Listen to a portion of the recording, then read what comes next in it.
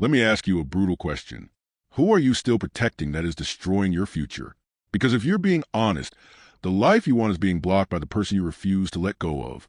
Not your enemies, not your past, not your circumstances. You, the version of you that feels comfortable, the version of you that explains instead of executes, the version of you that keeps saying one day instead of today. That version of you has to die.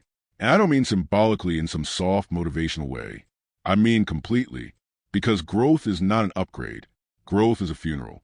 Most people think transformation is about adding more confidence, more motivation, more knowledge. But the truth is darker than that. Transformation is about removal. You don't rise by stacking new habits on top of a weak identity. You rise by killing the identity that keeps you weak. And that's why most people never change. They want a new life without letting go of the old self that created the current one. They want discipline without discomfort, confidence without failure, respect without sacrifice. It doesn't work that way. Your old self was built to survive, not to win. It learned how to avoid pain, not how to endure it. It learned how to seek approval, not how to stand alone. It learned how to escape discomfort, not how to weaponize it. That version of you was necessary once, but now it's obsolete. And here's the part nobody wants to hear. You cannot become who you want to be while keeping who you've been. Every breakthrough demands a breakdown first. Look at your habits. Look at your reactions. Look at the way you speak to yourself when things get hard. That voice that says, "This is too much. I'm tired. I'll start tomorrow. Maybe I'm not built for this." That voice is not protecting you anymore. It's poisoning you. Your old self loves comfort. It loves familiarity. It loves routines that feel safe, even if they lead nowhere. It would rather keep you stuck than risk you failing publicly. And that's why, the moment you try to change, it panics. Fear shows up. Doubt gets louder. Procrastination feels justified. Not because you're doing something wrong, but because your old identity is fighting for survival. Understand this clearly. Every time you try to level up, your old self goes to war with you. And most people surrender. They call it being realistic. They call it protecting their peace. They call it waiting for the right time. But it's none of those things. It's fear wearing a friendly mask. Your old self is terrified of the unknown, terrified of being judged, terrified of being alone, terrified of discovering what happens if you actually give everything you have. Because if you give everything and it still doesn't work, there are no more excuses left. And that's the real fear. So instead, your old self keeps you busy but unfulfilled, distracted but stagnant, moving but never forward. And here's the truth most people will never accept. The version of you that got you here cannot take you where you want to go. You can't think your way into a new life with an old mindset. You can't discipline your future while negotiating with your past. You can't build something powerful while dragging dead weight. At some point, something inside you has to snap. A moment where you stop asking, "Why is this happening to me?" and start saying, "This ends with me." Because rebirth is violent. It's not comfortable. It's not celebrated. It's lonely. It's misunderstood. You will outgrow people. You will lose versions of yourself you once depended on. You will feel exposed without your old coping mechanisms. And that's when you'll be tempted to go back. Back to old habits, old routines, old excuses, because death feels final. But listen carefully. If your old self doesn't die, your future will. Every day you delay this decision, you choose familiarity over fulfillment. You choose safety over strength. You choose comfort over destiny. And the cost of that choice isn't immediate. It's cumulative. Regret doesn't show up overnight. It builds silently, in years wasted, in potential unused, in knowing you could have been more and choosing not to. This is the point where most people turn away. They scroll. They distract themselves. They pretend this message isn't for them. But if this is hitting you right now, if something inside you feels exposed, it's because your old self knows its time is running out, and it's scared.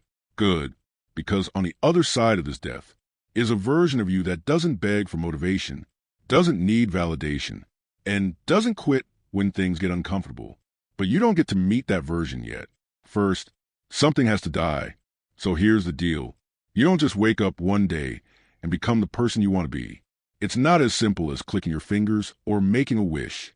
If you think it's as easy as just deciding, you're in for a rude awakening. The road to becoming your best self is not filled with inspirational quotes and beautiful moments. It's not a smooth path where everything is perfect and everyone cheers you on. In fact, it gets ugly. The deeper you go into change, the more unrecognizable you become. The person you were starts to fade, and what's left in the mirror looks like a stranger. People won't recognize you. You won't recognize you. And that's when the real battle begins. Because in the process of growth, you will feel like you're losing yourself. The old self that was once familiar, comfortable, and easy, it begins to break apart. And you have to embrace that pain, the isolation, and the feeling of complete collapse. But why? Because pain is not the enemy. Pain is the teacher. Here's where most people fail. They run from the pain. They hide from the discomfort. The moment it gets tough, they pull back. They give themselves excuses. They let the doubts creep in. They let their old habits whisper, just go back to what you know. This is too hard. You can't do this. But here's the harsh truth. If you're not willing to sit with the pain, if you're not willing to go through the fire, you will never get to the other side. You can't skip the discomfort. You can't rush the process. The hardest part of the journey is not starting. It's staying when the walls are closing in, when everything inside you is screaming for you to stop, when the pain is so real, so raw, it feels like it's eating you alive.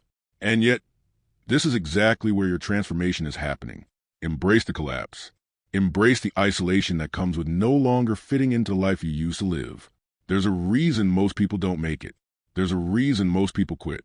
Because most people are terrified of losing themselves. But here's what they don't know.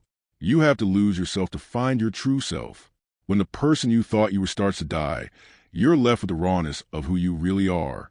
And that's where your strength lies. This collapse is the foundation of the new you.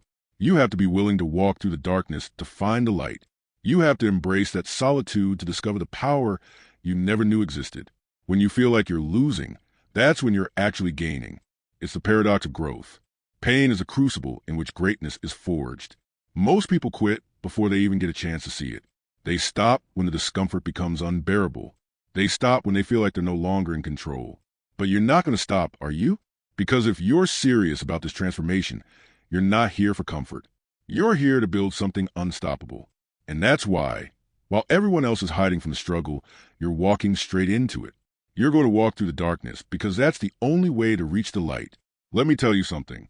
The collapse doesn't mean it's over. It means you're on the verge of becoming something powerful. But this is where it gets tricky. Because it's one thing to know the theory, but it's a whole different ballgame to live it. To actually sit in the fire, feel the burn, and keep moving forward. The problem is that most people don't believe in themselves enough to push through the pain. They think the pain means something's gone wrong. They think the discomfort is a sign to stop. But let me ask you this. What if the pain is the key? What if this fire is the forging of your character? What if, by staying in the pain, you're shaping yourself into who you were meant to be? Most people will never see that. They will quit. They will shrink. They will choose the comfort zone over growth. But you're not like most people, are you? You're the one who keeps pushing when everyone else gives up. You're the one who chooses discomfort over mediocrity. You're the one who says, this isn't the end. This is just the beginning. And when that happens, when you get through the other side of this collapse, you'll realize you weren't breaking down. You were breaking through. Here's what nobody prepares you for. After the pain, after the isolation, after the collapse, there's a moment, quiet, subtle, almost invisible, where something inside you shifts. You don't hear fireworks. You don't get applause. There's no dramatic announcement. But suddenly, you realize you're not the same person anymore. The things that once controlled you no longer have power. The opinions that used to shake you don't reach as deep.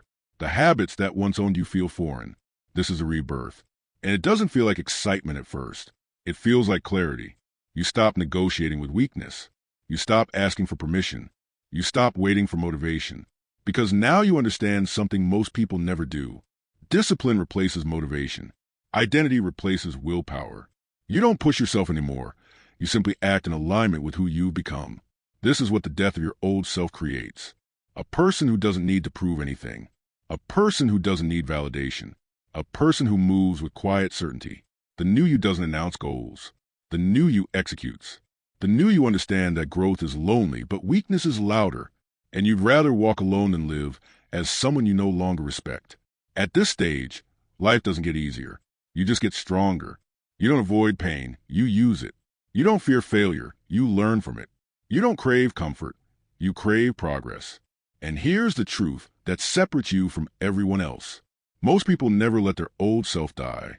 They drag it with them everywhere they go. Old habits, old fears, old identities.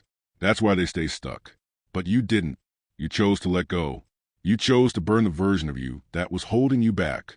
You chose evolution over nostalgia. And because of that, your standards rise. Your circle changes. Your priorities sharpen. You become selective with your energy. You protect your mind like it's sacred ground. You no longer tolerate environments that weaken you, not out of arrogance, out of self-respect. And here's the most powerful part. You no longer need to convince anyone. Your consistency speaks. Your discipline shows. Your life becomes the proof. People will notice, but it won't matter anymore. Because the validation you were chasing externally, you now generate internally. You look in the mirror and recognize someone you trust, someone you respect, someone you would follow. That's the real win. Not money, not status, not applause, self-respect. And once you have that, nothing can take it from you. So remember this. If your life feels uncomfortable right now, if things feel like they're falling apart, if you feel disconnected from who you used to be, good. That's the signal. It means your old self is dying, and something far more powerful is being born. Don't interrupt the process. Don't retreat back to comfort. Don't resurrect what needs to stay dead. Let it burn. Let it collapse. Let it end. Because on the other side of that death is the strongest version of you.